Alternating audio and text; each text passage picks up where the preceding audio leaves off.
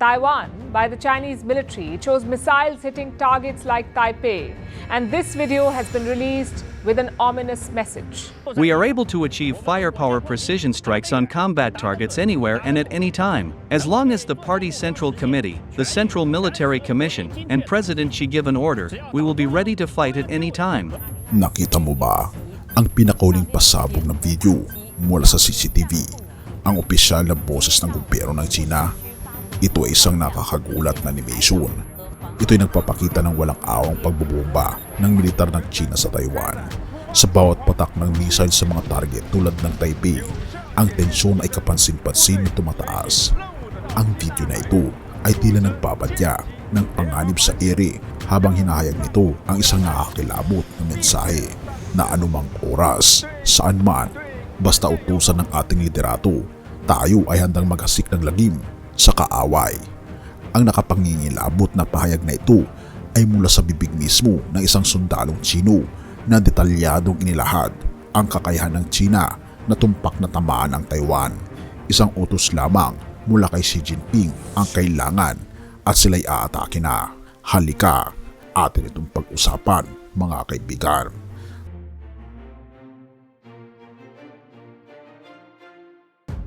Tumitindi ang banta sa Taiwan sa pag-upo ng bagong lider na si Li Qing na tinugurian ng China bilang isang separatista. 2 araw matapos siyang manumpa sa tungkulin, ang China ay hindi nag-atubiling magpakita ng puwersa. Ang kanilang mga kilos ay tila tugon sa hamon ni Li Qing na itigil ng China ang pagbabanta sa Taiwan. Ngunit sa halip, naging mas matindi pa ang tensyon. Ang mga tinaguriang pagsasari ng parusa ng China ay nagpapakita ng walang takot nilang estratehiya, kung saan sa loob lamang ng 24 oras ay nagsugo sila ng hindi kukulangin sa 49 na eroplano, 19 na sasakyang militar at 7 barkong pandagat ng Coast Guard. Ang mga ulat ay nagpapakita na ang PLA, ang hukbong Tsino, ay tila nagsasanay kung paano nila aagawin ang kapangyarihan sa Taiwan.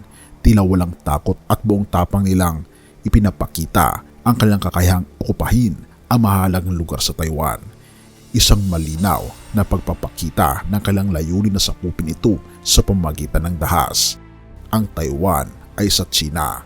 Ito ang malakas na pahayag ng militar at walang karapatan ng Estados Unidos na makialam, ika pa ng mga Chinese militar. Ang mundo ay maaring nasanay na sa agresibong tono ng China.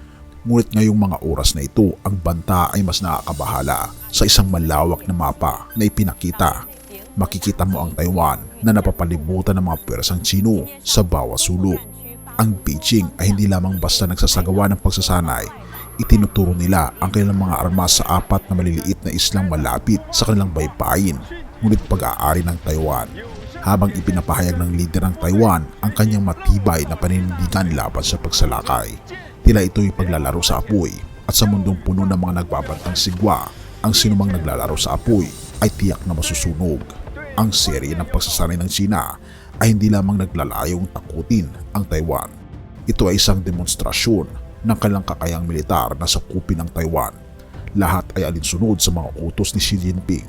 Tila sa bawat utos at patak ng bomba, ang kinabukasan ng reyong ito ay nakabitin sa isang napakataas na tali ng tensyon. Mateo 5 verse 9, mapapalad ang mga mapagpayapa sapagkat sila'y tatawaging mga anak ng Diyos. Kaibigan, kung nais natin na tayo ay tawaging anak ng Diyos, tayo ay magpairal ng kapayapaan, hindi lamang sa ating pamilya kundi sa ating lipunan. Ipahayag natin ang tunay na pagmamahalan sa bawat isa na buhat sa ating Panginoong Diyos at magkaroon nawa tayo ng panatag na puso habang minamasdan natin ang mga hamon ng buhay. Magpasakop tayo ngayon sa ating Panginoong Diyos dahil siya lamang ang magbibigay sa atin ng tunay na kapayapaan. Purihin ang ating Panginoong Diyos at salamat kaibigan sa iyong panonood. Tayo'y manalangin. Ama naming banal, makapangyarihan naming Diyos, kami po'y lubos na nagpapasalamat sa inyo pong pag-ibig. Nawa Panginoon, ay bigyan kami ng tunay na kapayapaan na masusumpungan lamang namin sa aming Panginoong Kristo. Bigyan kami, Panginoon, ng kapanatagan ng aming pag-iisip upang masilayan po namin ang tunay na plano po ninyo sa inyong mga anak ngayon.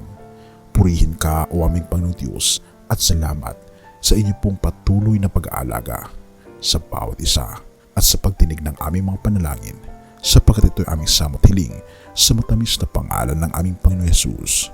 Amen.